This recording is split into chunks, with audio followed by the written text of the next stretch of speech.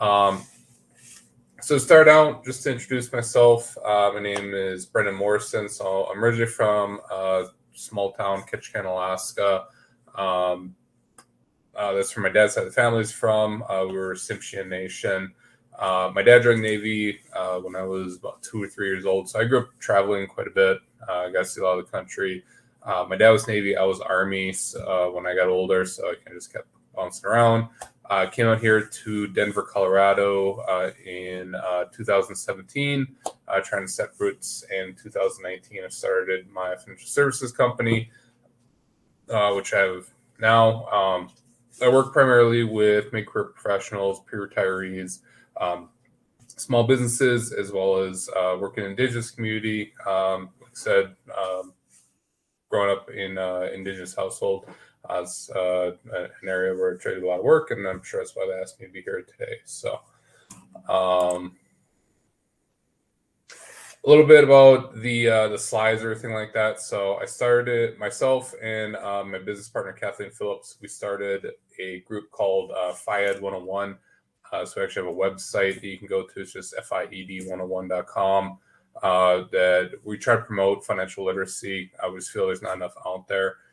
So as you go through, you'll see that FIED logo on there. This is actually a FIED seminar that we took and modified a little bit for this, but we make them in the hopes of helping to promote financial literacy around various communities. So the reason we do that, we believe that financial literacy should be a lot more accessible. So we do everything from estate planning to plan for financial costs and everything in between. So this one, the workshop that we're doing today, is really sort of the bird's eye view of the financial world and the basics of financial planning, which you really need to get started. It's one of our best seminars in the different workshops that we do. So, but we do a wide range of various topics. So, a little bit of the basics. As I said, questions are welcome. I'll have a few questions for you as well. And if you go to our website, again, is FIED101.com, there is a free workbook that you can download. And we've actually just added now, there's a free budgeting spreadsheet, Excel spreadsheet on there as well. Those are free to download and use as you like. The workbook is a term booklet on a bunch of different financial terms. It is a little bit of a dig. The school system that we say it's financial terms that really should have been taught in school and probably weren't. So, but it's financial terms that everyone really should know. So, if you feel so inclined, again, it's just FIED101.com. It's free to download. Feel free to have it, and there's a lot of really great stuff in there as well. Goals for when we started the group was really to provide. Hey there, Brendan. How's it going? Hey, going well. I think. I don't know. What's going on? Oh, not a whole lot. Just came out of the main session here. Okay. Wanted to make sure that you were all set, and you can see that little moderation button in the lower left corner, right? I can, yes. Wonderful. All right. So yeah, when people want to come on camera and everything, they will appear in there, and okay, you adding them is at your discretion. Okay. Yeah, I've noticed a few people entering the room, so I believe everything's up and running. Correct? Yep, everything is good. Okay. You'll be able to actually start at the 10-minute mark. So 5 minutes early is when you can actually get started if you so choose. But yeah, you are all set. And it's 11:30, correct?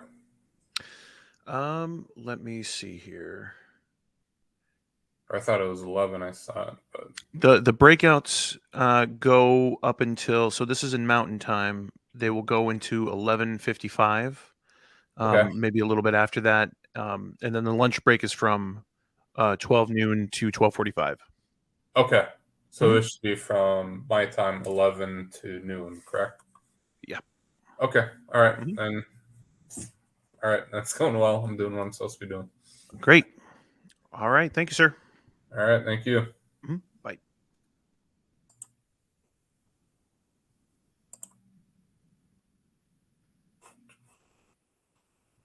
right, that was the wrong button. All right, I apologize for that for the people that are in here, but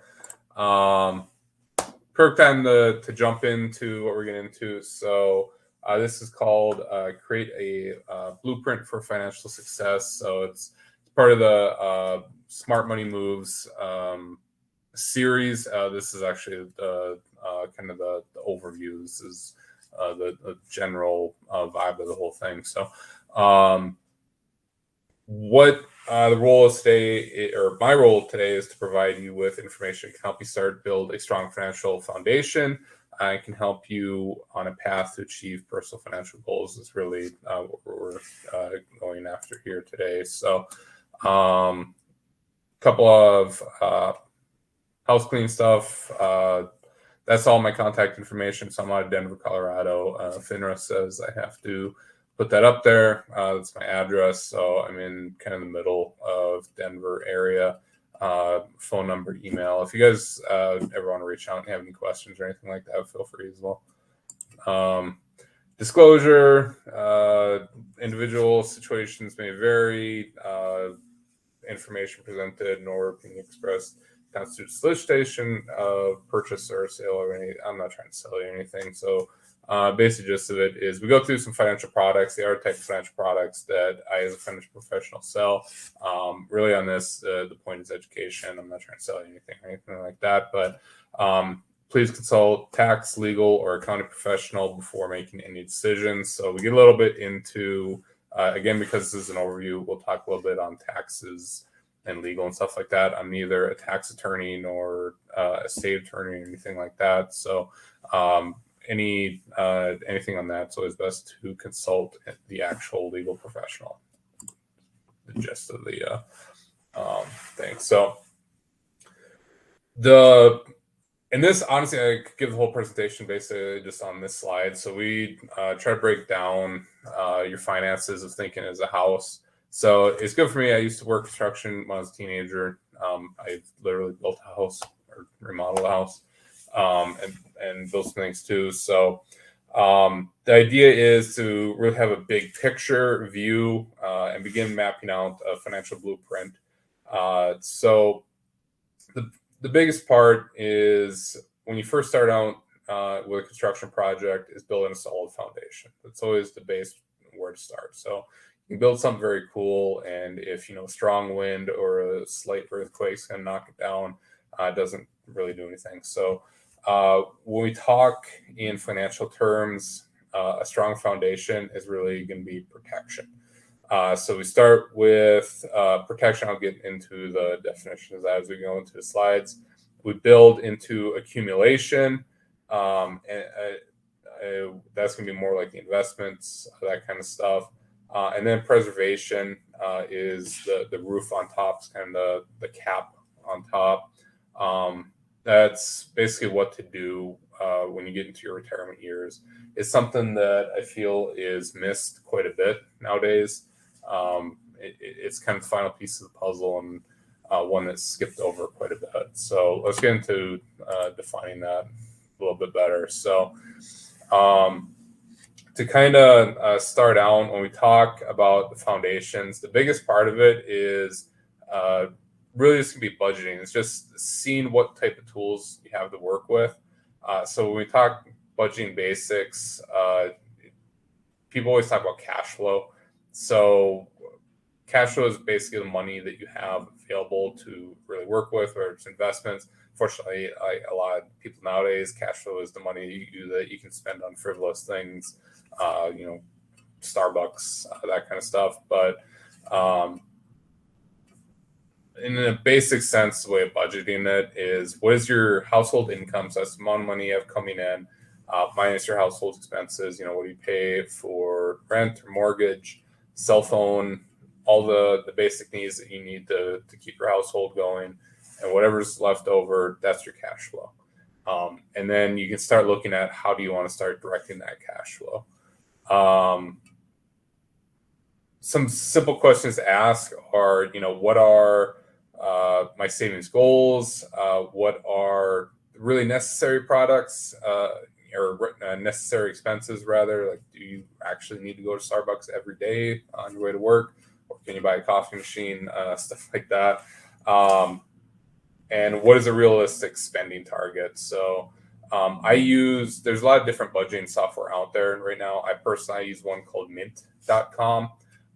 One thing that I really noticed on that is even before getting to the career I'm in now, I started using the Mint software, and you would set a budget and a spending target on something like eating out or something, and in your head you would think we spend so much per month, and you blow right past that budget. So when setting up a budget, you do actually, and the nice thing, what I liked about the Mint software is it does kind of teach you what is realistic.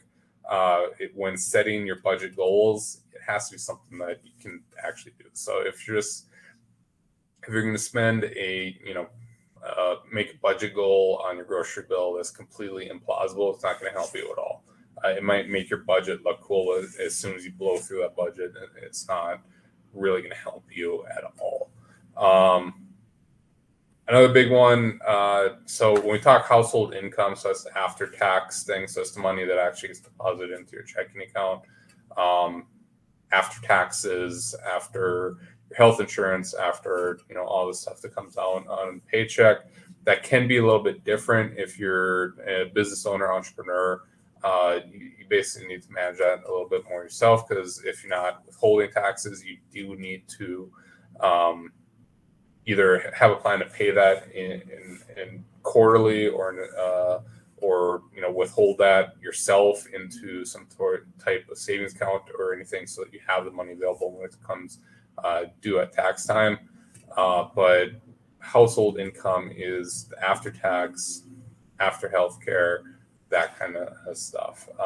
You can't really count it as the higher number of two. So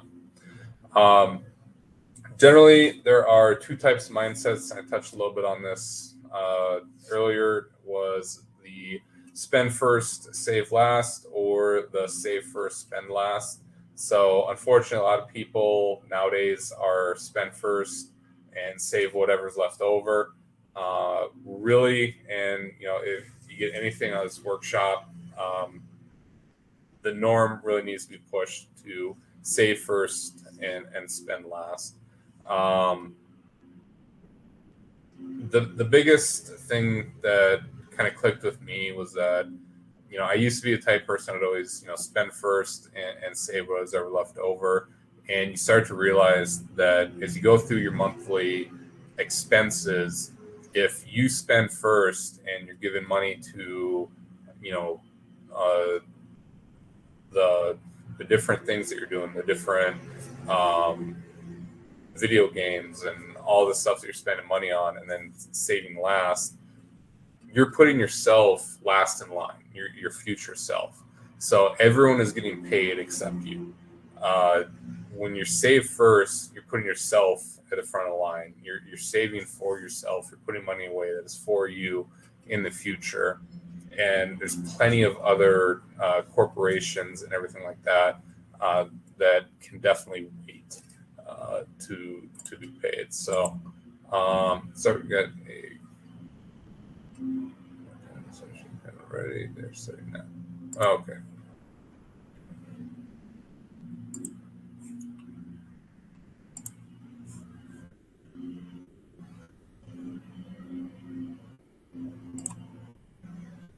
All right. So as I said, we're going to get into a little bit more with the definitions here. So foundation of the financial house is all about protection. So financial stability work starts by making sure that your lifestyle and family are protected. So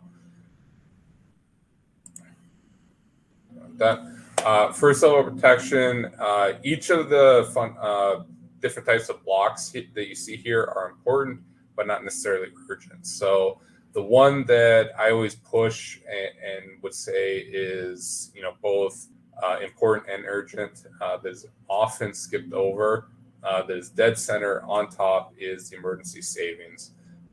That's something that a lot of people really don't put away, and it could really help a lot of communities an enormous amount just by the simple emergency savings plan. So um, most people, most financial professionals will say 3 to 6 months of income saved away in that. I think that's perfect. Just because things happen, and the biggest thing an emergency savings account will do for you is help you avoid debt. So if your car breaks down, something, house repair, medical expense, any sort of emergency, exactly what it's for, is you can take from that. What's happening nowadays more and more is that people are borrowing that money. They put it on a credit card, payday loans, all sorts of different stuff, but that's accruing interest and taken away from them. So with emergency savings, you're kind of flipping it on its head. Typically, an emergency savings account is going to be something in a bank savings account or a money market fund, and you're collecting interest rather than paying it on a loan. And having that money readily available for you helps keep you out from having to borrow money and incur debt. So that's the biggest thing. But everything on every one of these blocks is important, not necessarily urgent, but they are certainly things to look at. Even things like trusts, powers of attorneys. A lot of people think those are for the very wealthy, or something you need later in life. Especially nowadays, they're so easy to set up. Just sitting down with an attorney, they can do it in an afternoon, and they're not nearly as expensive as they used to be. Wills nowadays, honestly, you can do a lot of them for free. Stuff like that is easy to set up, and is something that certainly should be looked for, even if you're young, single, that kind of stuff. So, and on that note, wills, powers of attorney. So, as I was saying, the biggest thing with a power of attorney or with wills, power of attorney, estate planning, that kind of stuff. When you say estate planning, people think it's for very wealthy people, but it's for literally everyone. The biggest thing on it is going to be powers of attorney, especially if you have children or ownership of a business or something like that, because the power of attorney is going to say what's going to happen with the kids if you're indisposed, if you're not able to take care of them.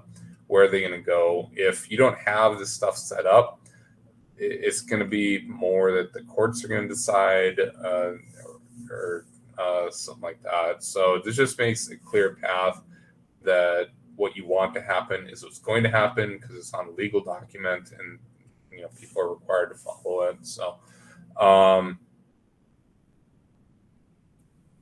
the biggest thing is called dying interstate. Means court decides what happens to your asset, who takes care of your children. That's dying without any sort of will or anything like that. So everything goes into probate court, and they sort it out from there. The biggest thing on that is that you have no control over it. You pass away, and it can take literally years for everything to get sorted out. So, as I said, even setting up a simple will, there's sites like Rocket Lawyer, stuff like that you can set up a will. I think some of them are free or they're inexpensive, or just talk to a local attorney. They set up wills very inexpensively nowadays. They'll sit down with you in your living room and knock one out.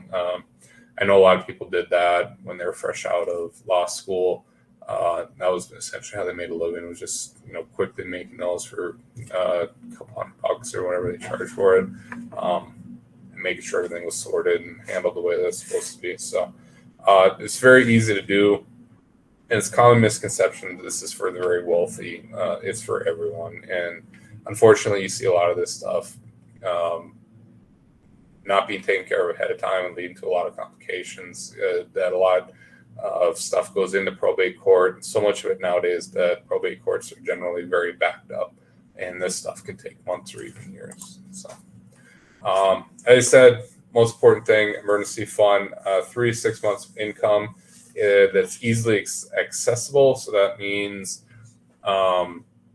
it's what financial professionals call liquidity, which means that you can get the money very quickly in like 1 to 5 days and or weekdays, whether or not it's a work day or anything like that. So the two most common are going to be a money market fund or savings account. The nice thing is nowadays, it used to be kind of a trick because interest rates are so low. Savings account, money market funds didn't pay anything. Now they're starting to give pretty decent interest. So those are nice, safe places to have your money. Nowadays, you get decent interest on your money. It's a perfect place to kind of hide that money away.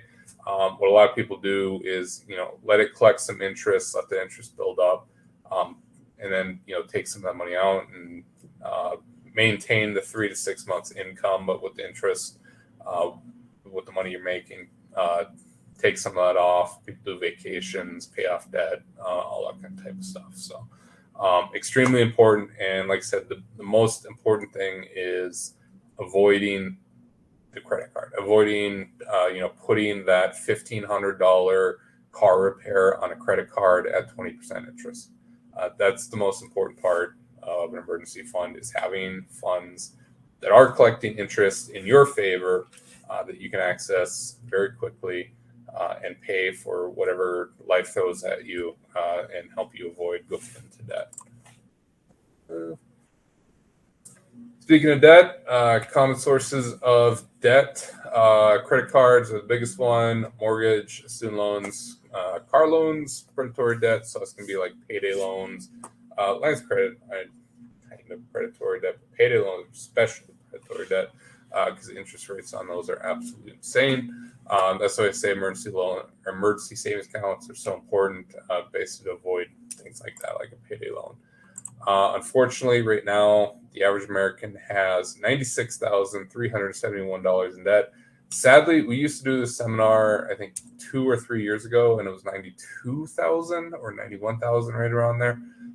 So it's actually gone up since we started doing this seminar a few years back. So, as I said, this is why I feel so strongly about emergency savings accounts, is that they're extremely important. And to help avoid that. And the biggest thing with going into debt is the interest is being collected against you. With an emergency savings account, or it's in a savings or a bank savings account or money market fund, interest is working for you rather than against you. So another big thing, especially if you work doing anything with your hands, disability insurance. So just over 1 out of 4 of today's 20-year-olds become disabled at some point during his or her life. What disability insurance does is, if you're cut off from your income suddenly, you're not able to work, disability insurance will cover a portion, typically going to be 50 to 70% of your income in case of serious injury or illness. So these are very popular tools with like surgeons, certain construction workers, plumbers, anyone that works with their hands. Because if you get in a car accident, break your arm, anything like that, I live in Colorado, you have a snowboarding accident that puts in, snap a leg or something like that, where you can't work and you're completely cut off from your income. It obviously can have long-standing effects on your financial goals. Again, something like disability insurance is avoiding debt, avoiding going into debt. So the idea with disability insurance is, if you have a prolonged injury, break a leg can be a few months, you have 50, 70% being paid by your disability insurance claim. The rest should be covered by your emergency savings account. Everything's fine. You never have to take a penny of debt, and you're able to heal up without having to worry about that financial stress. What I just referred to is going to be referred to as short-term disability insurance. What long-term care insurance is, so the difference between disability insurance and long-term care. With disability insurance, it is the idea that you'll get better. So broken leg, broken arm, that kind of stuff. What long-term care is going to be someone typically towards the end of their life, and the implications are not really going to get better. This is, someone that needs retirement home, in-home care, that kind of stuff. Unfortunately, we're seeing a lot nowadays because this stuff is so expensive. In-home care, specialty treatment, that kind of stuff. It can drain retirement nest eggs just so rapidly. Long-term care insurance, something that typically a person is going to want to look at, ideally in their 40s or 50s. This is, again, something that you want to add to your financial or your financial portfolio prior to when you really need it, because when you really need it, it's going to be really expensive. So something you want to set up ahead of time. There has been some innovation in a lot of different products that I've seen. There's a lot out there that if you don't use it, the money that you put into it, if you don't use it, you get all the money back, that kind of stuff. There's some really great products out there that are trying to make this better. But unfortunately, it's because it's a tough situation because the costs of the medical treatment is so expensive that it's making it a little bit difficult in some cases. But and the other thing is too, you see a stat on there: 50% of Americans incorrectly believe that Medicare will cover long-term care costs. The only time Medicare will cover long-term care costs is after you do what is called a spend down, which basically means you have to spend down all your assets, not just the cash you have on hand. That means, like, if you own your house, your total assets on hand need to basically shrink your amount of assets, wealth, everything, until you actually qualify for Medicare, and then you can Medicare will qualify for long-term care insurance. But by then, you've spent down everything you saved for however long in your life, and it's a really tough situation. So I definitely believe long-term care insurance and getting it younger and looking for something that has some sort of return of premium or something like that, that if you don't use it, you can get your money back. Much easier setup when you're in your 40s or 50s rather than your 60s or 70s when you're getting closer to when you're going to need it. A little bit of facts. So it is designed to support. And the nice thing is too is that if you have a good long-term care policy, it can help support in-home care. If you end up in Medicare, a lot of times you might end up having to some sort of facility or something like that, because that's whatever the Medicare payout is. That might be your only option, what you can afford. Typically, in-home services are more expensive. So something having something set up again is extremely important just for quality of life, and being able to be around family, especially in your golden years. For that, but policies reimbursed policy holders up to a pre-selected limit for services to the system with activities for daily living. So that's they reimburse to help pay for the activities of daily living, preferably while in your home. So another big one that we're going to touch on: life insurance. Again, this is one. Just about it. When you talk any type of insurance product, it's the sooner the better. It's a lot easier to set up when you're younger. Nothing is more true than with life insurance. So there's two types, or we'll get into. There's various different types, but one degree you'll see is employee or employer provided insurance versus personal insurance. So employer provided insurance typically going to be group insurance, which typically is going to be paid by the company, or they're going to pay a portion of it. But typically the employer only pays for temporary coverage.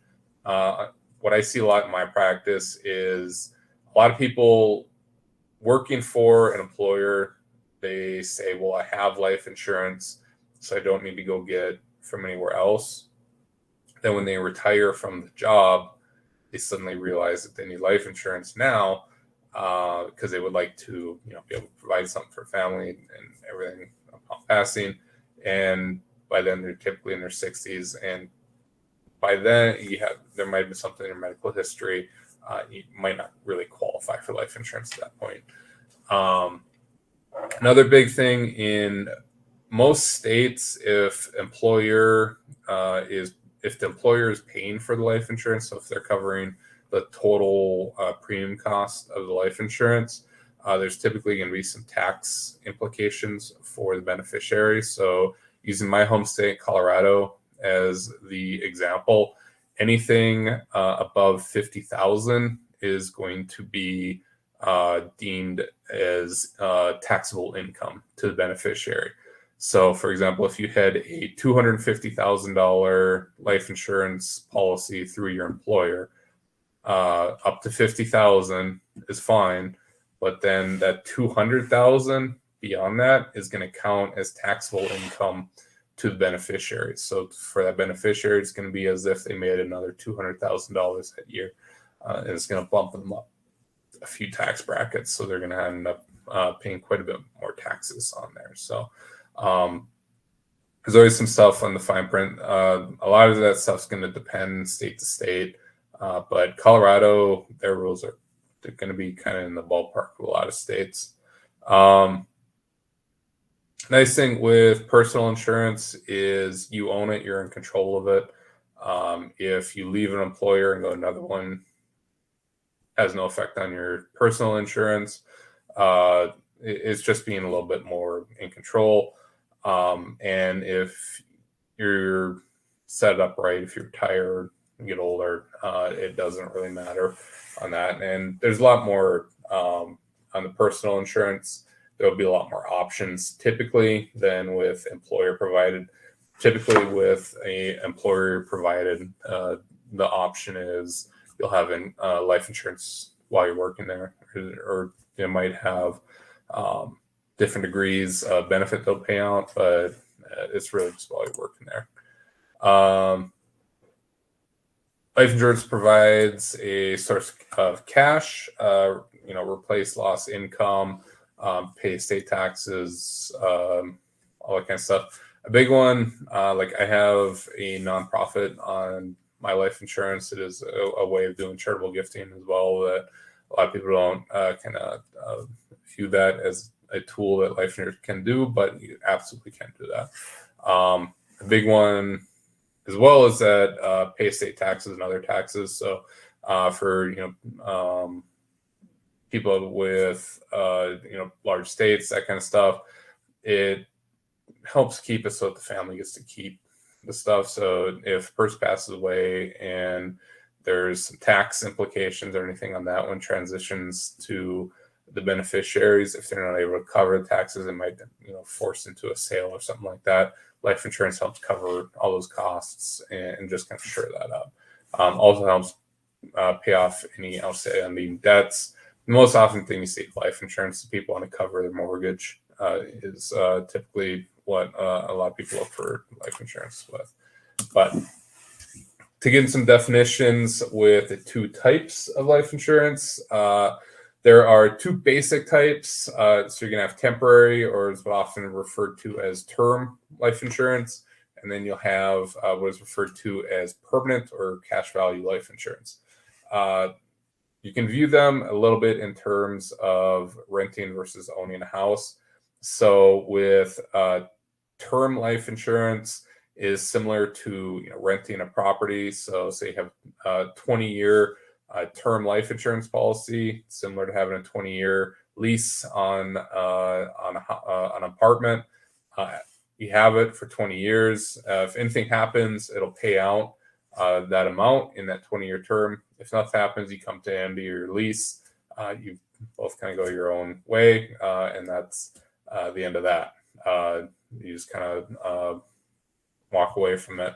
With permanent life insurance, is more similar to owning the house.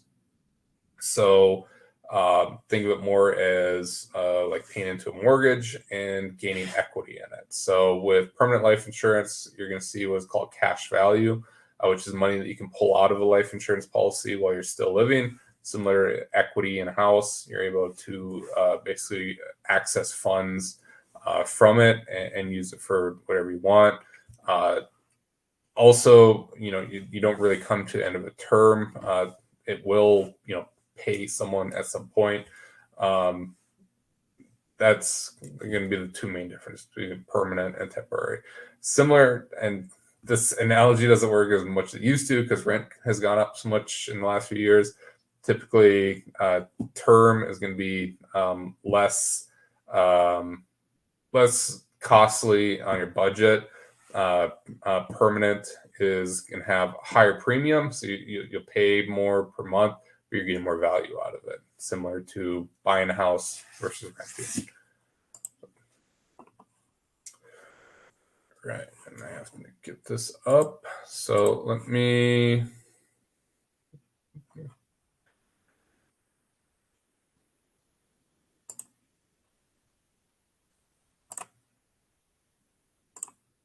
All right, so there should be in the chat. I just put polling question in there, so you can see the pop quiz question on there. Which of these companies had a founder that used cash value from life insurance policy to help the company stay afloat in the early years of the business? So A, JCPenney, B, Disneyland, C, Pampered Chef, or D, all of them. So on the right-hand side of the screen, you should now see a poll that just popped up. You should be able to vote on what you think is the correct answer. All right, so we got quite a few votes coming through. A lot of people think it's JCPenney. Give just a minute here. Oh, there's chefs. Yep, you guys are right. So a lot of people had JCPenney or Disneyland, but majority went with D, all of them, and that is the right answer. So JCPenney, Disneyland, and Pampered Chef. I think Pampered Chef used it to cover the payroll one time. But all these guys, when founding their businesses, actually use cash value from their life insurance policies to help keep their businesses going in the early years of business. So pretty interesting thing. It's just it's an option there that a lot of people don't realize is available. That is a very cool financial tool that isn't being utilized as much as it probably should be. So, and we're a little bit tight for time, but next we'll get into the second level of the house, accumulation. So it's kind of like the frame of the house. So this is all about more specific, what are your goals? So typically you're going to have short-term versus long-term. And the biggest thing in accumulation is really weighing your short-term versus your long-term goals. So long-term goals typically be something like retirement. Short-term goals can be something like college funding, buying first house, starting a business, maybe buying an investment property, all those type of things. The balance you want to keep is you don't want to overinvest in the short term and hurt yourself on the long term, and vice versa. You don't want to miss an opportunity in the short term because you're overinvesting in the long term. It's finding that balance is right for you. So another big one with accumulation, college funding strategy. There's a lot of great things out there like 529 plans. And again, not to harp on it, but a big thing that you're seeing more and more because that families are starting to do is life insurance policies on children because you can actually take that cash value out at any age. It comes out completely tax-free, and people are using it as a college funding addition. So in an ideal situation, if you have a 529 plan, There's a few restrictions on 529 plans that it has to go towards college tuition or something like that, but they are absolutely spectacular thing. There's usually a lot of really good tax incentives and stuff like that. You are starting to see some strategies nowadays where families are pairing that with putting actual life insurance, a permanent life insurance family on a small kid, so that over the 18 years that cash value can grow. And you have an ideal situation where the 529s can help cover tuition, that kind of stuff. They can pull cash value from a life insurance policy and cover books, room and board, all that kind of stuff. And just makes for a really great head start for the children. The nice thing is with 529, you have to spend out, basically use everything for college funding. With a life policy, you can take the money out, you don't have to take all of it. You can actually put some of that money back in if you feel so inclined, use it again for something else, start a company, do whatever. So there's really cool options out there.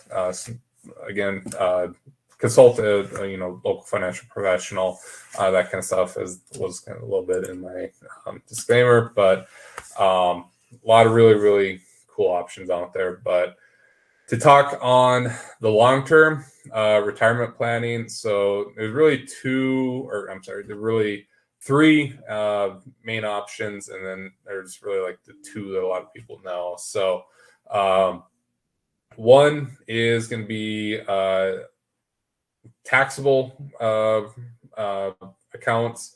So that's going to be things like a personal savings account, also a brokerage account, like just regular trading stocks, that kind of stuff. So when we say taxable, essentially what it means is the money that it's after tax money. So say I go to work, get my paycheck, the money is taxed. Then I get that money as a paycheck. I put that money into a brokerage account. The money I put into the brokerage account isn't taxed again because I already paid my taxes on it when I took it as income. But the money I make on it, through trading, or if it's a personal savings account, the interest that I'm making from that is going to be capital gains. That is taxable. So when we say a taxable account, that's what we mean. The initial was called principal, the money that you're putting into there, already been taxed, can't be taxed again.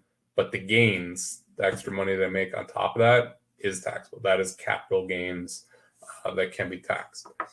The other one, and when we talk retirement planning, it's going to be the one that is most frequently referred to is tax deferred. The reason this is the most common one is because it's what typically a 401k is. So using my previous example, if I take money in a paycheck, it was taxed, and then I put it into a brokerage account. With your 401k, the money is not taxed. It just goes straight to the 401k.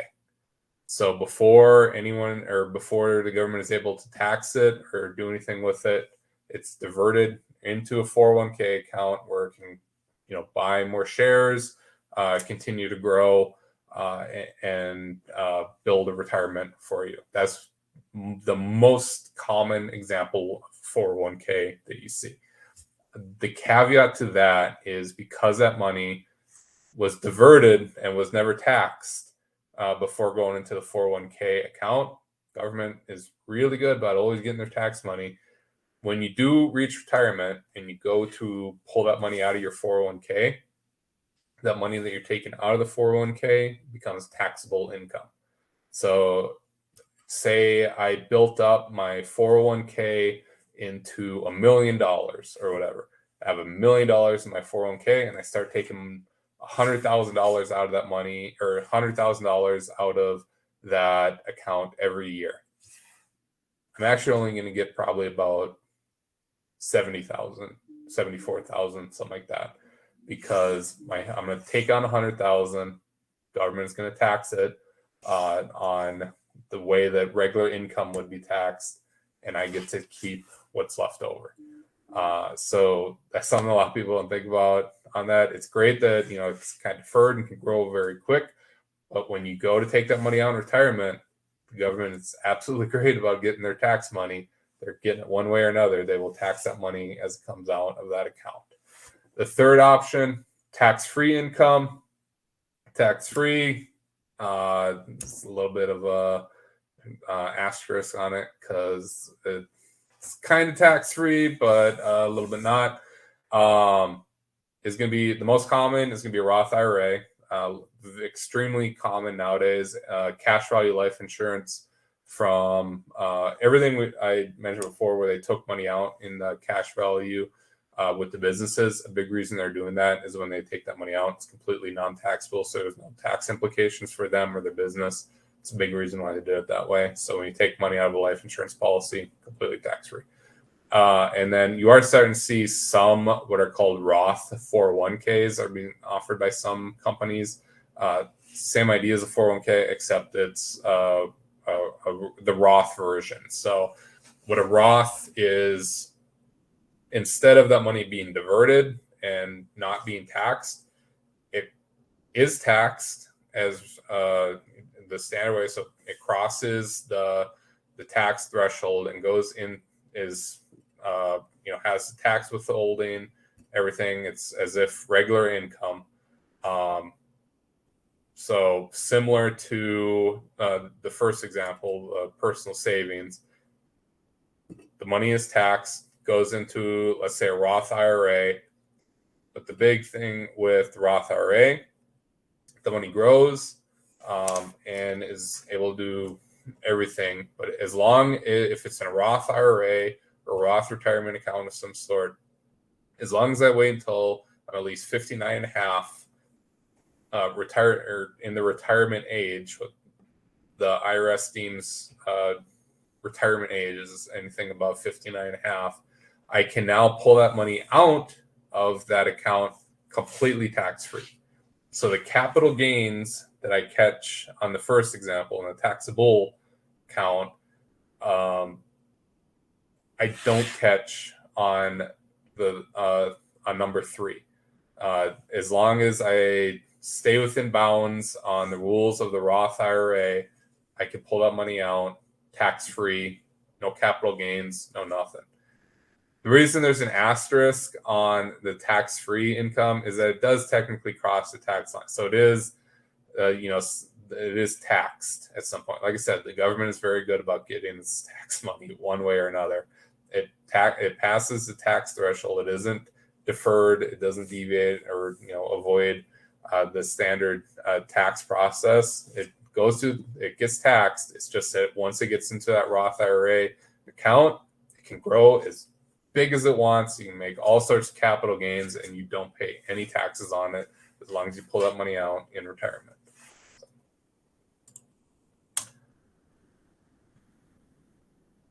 All right. When we talk retirement planning, biggest thing to kind of put in you guys' heads is risk tolerance. So this isn't really, on an individual basis. Typically, as you're younger, you want to be more aggressive. You have the time to take, bigger chances with your investments. As you get closer to retirement, you want to be a little bit more conservative and a little bit safer with your money, just so that there's, unfortunately, this isn't paid enough attention to, and people just kind of do what they're told or what the company says with their retirement. And if there's a big market downturn like you see in 2008, if you were at like age 64 in 2008 and you had very aggressive investments and you saw that huge downturn, you weren't really able to retire. But if you were in largely conservative, that were, still took a hit, but not nearly as bad. Most of that money was safe, then your retirement is secure. So that's something to really watch as you get older. But you should be more aggressive when you're younger. How aggressive is each individual person. So there's a lot of cookie cutter nonsense out there, I would say, nowadays in the financial world. People trying to sell, do this, do that, and it works for everyone. It's every person is their own individual investor. Do what works for you. Do what you're comfortable with. Do just what fits you as the investor, what fits best. So, And then get to last, and I kind of mentioned on this too, the preservation. I touched on a little bit. Is I think this is it's the last piece of the puzzle, and it's skipped quite a bit. That there's not enough paid attention to it. That turning your retirement money into retirement income, and having that as something that is going to be there for you regardless. So back years ago, decades ago now, there used to be everyone got a pension, so you got a solid income that paid you for the rest of your life. Nowadays with 401ks, they don't work that way. They're not pensions. You have a 401k. A lot of people get to retirement and they save all this money in their 401k, and then they don't really know what to do with it. There are a lot of options out there. So you'll hear what are called annuities, which are very similar to pensions. They're on the private market. There's a lot of different options out there, but income annuities that are stable and safe are going to be the most similar to the old style pensions. Those, when I work with my clients, when we look at annuities, what we look for is your basic needs. What do you need to keep the lights on, have groceries, and cover medical costs? You want to make sure that that is rock solid and covered. And then you can and that frees up a lot of different options on top of that for your retirement, what type of retirement you want to have. The other thing is orderly estate transfer, and making sure everything moves the way that you want. Again, this is something that really gets screwed up with if you have a long-term care event, you don't have any sort of long-term care insurance. You can have a plan of I want to give these assets to my beneficiaries. But if you have a long-term care event, and I have seen this unfortunately, where now you have to start selling some of these things that you wanted to transfer to cover your medical costs, and the stuff is so expensive, it can get out of hand fairly rapidly. So having a plan in place to really shore all that stuff up is why that becomes so incredibly important. And one thing that's actually not on here is legacy gifting. I mentioned, and I have it on my own stuff, so I say a lot, is that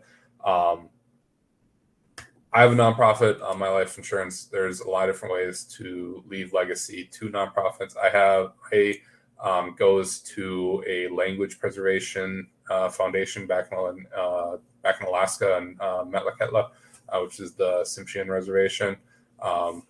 Doing stuff like that is very easy to do. Actually, there's a lot of people in the finance world thinks a lot trickier than it is, but if you read the rules properly and you follow the guidelines, it's actually very, very easy to do. So, again, consult a financial professional on if you have any questions or anything like that.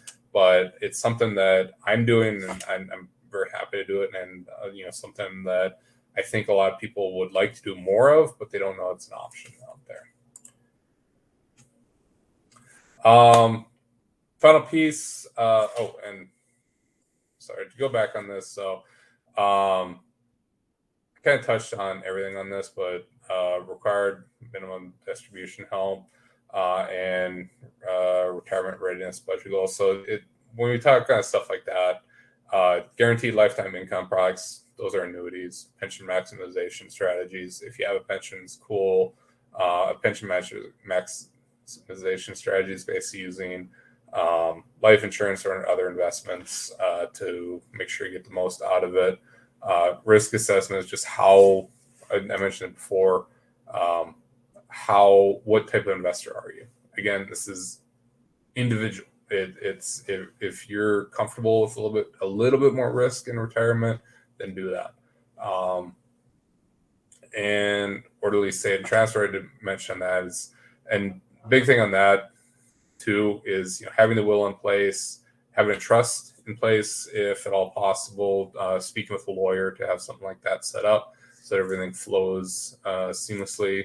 So there's no hangups or anything like that. Required minimum distribution help. So RMDs, you're required to, if you have money in like a 401k or IRA, at a certain time you're retired or you're required by law to take a required minimum distribution. It's just budgeting, making sure that you have things set up the way that they're supposed to be so that you're inside the guidelines. If you don't do your RMDs correctly, the IRS taxes it out anyway, so you might as well spend it. And it's just a budgeting thing, making sure that that's set up, which rolls exactly into required readiness budget. So I've touched on that a little bit. You always want to start housing, food, healthcare. Make sure those are covered, for you, or even if you have loved ones that are getting up in age. Those are the main things you want to cover. Make sure those are secure and safe, and then go from there. So most people don't plan to fail; they fail to plan. So the biggest thing from this is just starting somewhere. There's I'm gonna forget his name, but there's an author who wrote a book called "Start Where You Are." That's his big theme of that. He's actually the guy. If you ever seen the movie "The Pursuit of Happiness," is a movie about a financial professional who is trying to get into financial world and becomes homeless. He's played by Will Smith in the movie, and goes through a lot of hard times. He wrote a book, Start Where You Are, which touches on exactly this. You start just wherever you are in life, just start. With the budgeting, with all this different stuff. Somebody smart once told me, you don't wait until you're hungry to plant your seeds.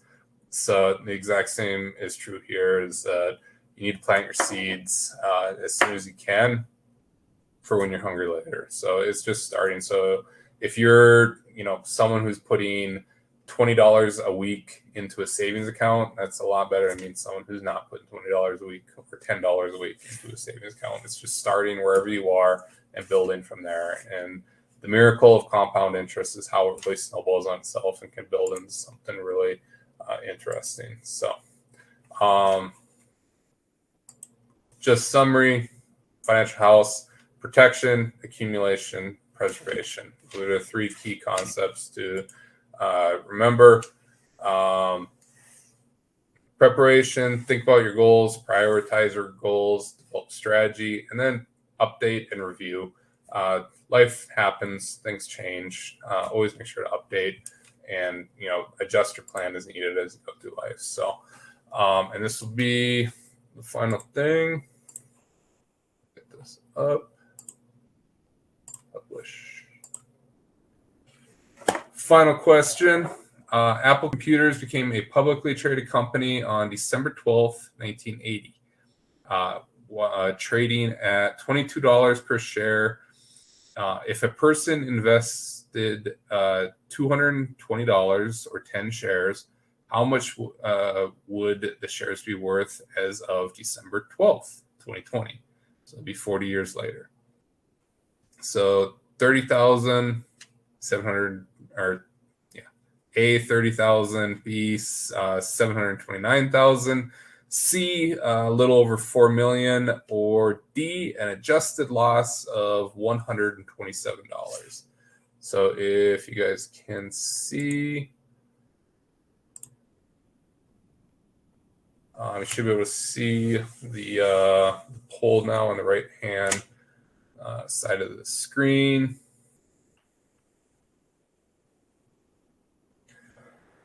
Excuse me. And I can't trick you guys because all the votes are for C, and the answer is C. So yeah, it's actually a little over $4 million. That's with a few different splits and everything that happened with Apple. If you're wondering what an adjusted loss is, it's something I made up for this slide. It's not a real term. But yeah, Just goes to show, starting with $200 in 1980 and just starting where you are, turning, if you maintain the course, stuck with it, it'd be a little over $4 million. So little things can turn into big things given time. So, last piece. So I broker through New York Life. I don't work for New York Life. I work with them.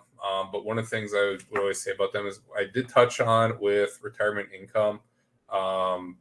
New York Life does sell annuities. There's a lot of companies sell annuities. I sell majority of mine through New York Life for this reason, because New York Life has an exceptionally strong financial background. So you want to be as close to that pension as possible. There's a saying, don't take strong promises from weak companies. And what happened, and you saw this in 2008, where there were some people who did purchase annuities from different insurance companies. And if you remember 2008, there were a lot of insurance companies that went bankrupt. If you're one of those people that bought an annuity from a bankrupt insurance company, you're typically getting about 60 cents on the dollar back. So something to keep in mind when you're looking at stuff like that is just the company that you're working with. Can they live up to the promises that they're making? Biggest thing, educate yourself, think about your goals, prioritize your goals, develop a strategy and take action, update and review your progress at least once a year. And yeah, outside of that, that's all I got for you guys. So again, I'm learning the software. So, I'm sorry, I did go a little bit over, but I think we have some questions. Not sure if I did that right. If you have any questions, please put in the chat. What's the difference between an IRA and a Roth IRA? So typically when somebody says IRA, they mean a traditional IRA, which is going to be the pre-tax. So similar to the 401k that I mentioned. So you can put, what happens with a traditional IRA, use me as an example. I get my paycheck. The money is tax withheld. I pay my taxes, comes to me. I put the money into a traditional IRA, goes in that traditional IRA. I get a tax deduction. So that money that was withheld, I get that back when I file taxes. But the money in the traditional IRA, similar to a Roth or similar to a 401k, when I take that money out, is taxable income. Roth IRA, cross the tax line, goes into the Roth IRA. I get no tax deduction, but when I take that money out in retirement, completely tax-free. Is an IUL or FFIUL tax-free? Typically, yeah. So that's going to be an IUL is Indexed Universal Life. FFIUL, that one's actually new. Was that another type of universal index life? They are. So an IUL is a form of permanent life insurance. The one I typically don't recommend IULs to my clients, because they can be a little bit risky. Because here's what can go wrong with IULs. So I've gone to their pitch meetings and stuff, and so I'm a financial professional, so it's kind of weird because like people try to sell me stuff, so I will go sell that. So they do always say that you can't lose money on it, which is technically true, but you can put yourself in a very bad spot. So the way that an IUL works, or the way that any type of variable life insurance works, is think of it as like if you're familiar with those rainwater buckets that feed into a garden. So you're paying premium into the policy is like water going into the bucket, and then the bucket feeds the garden, which is like the life insurance. As the garden grows, it kind of needs more. So as you get older, your cost of insurance actually goes up. So you kind of need more water. What can happen with any type of variable is if there's not enough water in that bucket, your garden can start to wilt, and basically that would be the policy lapsing. So if the policy lapses, effectively becomes null and void, and you don't have life insurance anymore. So what you'll typically see is a company saying, "Hey, we need more premium," which is putting more water into the bucket. So where they say technically you can't lose money is sure true, but your premiums can go up, and some of them. The worst one I ever saw, or worst one I ever heard of, was the premiums went up about 12%. So they were paying about $100 a month, and they wanted about $1,200 in premium because that drained so much in the garden and growing so much. Their cost of insurance was so much higher that they needed the rain we've been getting in Colorado to go in there. So they can be a little bit risky. So index universal life is just following would be like an ETF.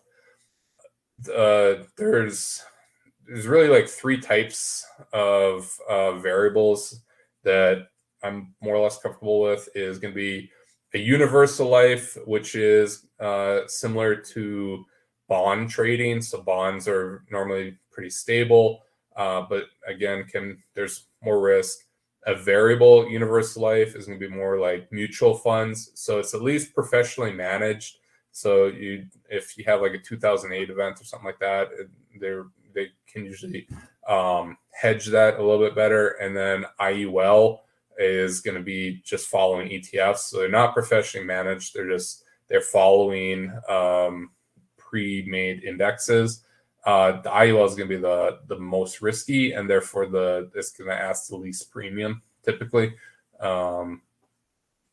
It's the highest risk, highest reward, I guess. But when I as a financial professional, I view life insurance more as like I take risks in the market. I don't take risks in my life insurance. So, but it can be a great option because it is tax free. It's just they're a little bit risky for me, I would say.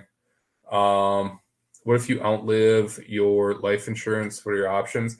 Typically, in any life insurance contract, there's going to be an option to renew. That's kind of a little known thing, even if it's a term contract. But it might not be on terms that you really want. So a big thing is what I do with a lot of my clients is what's called a layering technique. So there's a very common misnomer that you can only you can have one life insurance policy. Like you buy like whatever you buy is what you get. You can have many life. I think I have 3 life insurance policies on myself right now. And there are 3 different types. So I have term and 2 different types of permanent life insurance. So you can do that. Yeah, I actually there's an old timer in the New York Life office. He has 18 life insurance policies, which I don't know what on earth, but but yeah, you can do stuff like that. So a very common one that I do, I'll use a common example. It's a little bit what I'm doing for myself is say if you came to me and said you wanted $250,000 in life insurance, $250,000 in life insurance, and you wanted it for say 20 years. I would probably try to say, hey, you know what you should really do is let's do 200,000 in term life insurance, which is the very inexpensive. And say you had a limited budget, so that we can't just do straight permanent life insurance. That's out of the question. You only have so much per month that you can put into a policy. I would say let's do 200,000 into a term policy. It's going to be very inexpensive on a 20-year term. Let's do 50,000 into a permanent policy. And at the end of the 20 years, that 200,000 is going to drop off and you'll still have 50,000 life insurance minimum. Another, and this might go down another rabbit hole, but I typically try to sell what are called participating life insurance policies. So I sell through New York Life and Mass Mutual are the two biggest ones. Northwest Mutual also sells participating. They won't let me sign a contract unless I make them my brokerage, which I won't. There's a few others that are what are called participating life insurance policies. So the term is participating life insurance.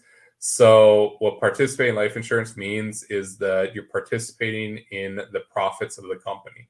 So say I sell that $50,000 whole permanent life insurance policy. After 20 years, it's probably going to be at least a $75,000 life insurance policy, because when you're participating in the profits, they're paying a dividend into the policy, and the value of the policy will continue to go up over years. Versus non-participating life insurance, which is the more common one that you see nowadays. Like if you go to State Farm, not saying anything bad about State Farm for liability reasons, nothing wrong with State Farm, great people, but they sell non-participating life insurance policies. If you buy a $50,000 permanent life insurance policy from them, after 20 years, you'll have a $50,000 life insurance policy.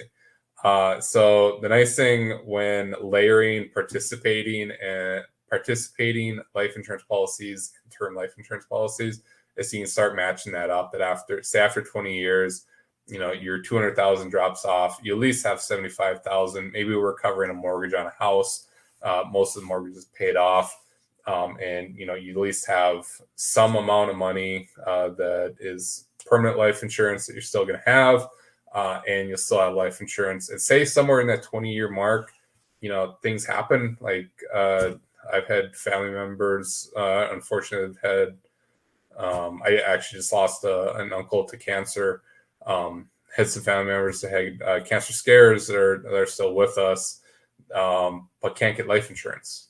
In that 20-year span, all sorts of things can happen. So layering like that so that you have something at the end of that term that's still in force, you are putting yourself in a better position for whatever on earth life throws at you. So